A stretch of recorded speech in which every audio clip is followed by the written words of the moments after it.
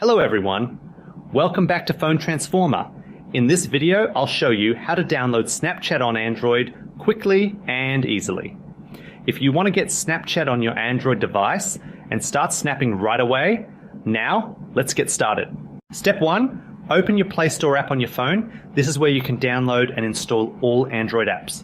Step 2, tap on the search icon at the bottom of the screen. This opens the search feature in the Play Store. Step 3, tap on the search bar at the top of the screen. This allows you to type in the app you want to download. Step 4, type Snapchat. In the search bar, this will bring up the Snapchat app in the results.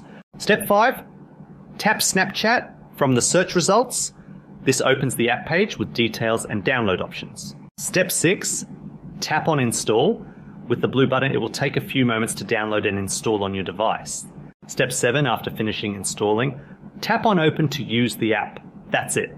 Thanks for watching, and don't forget to subscribe to Phone Transformer for more simple app tutorials and tech tips.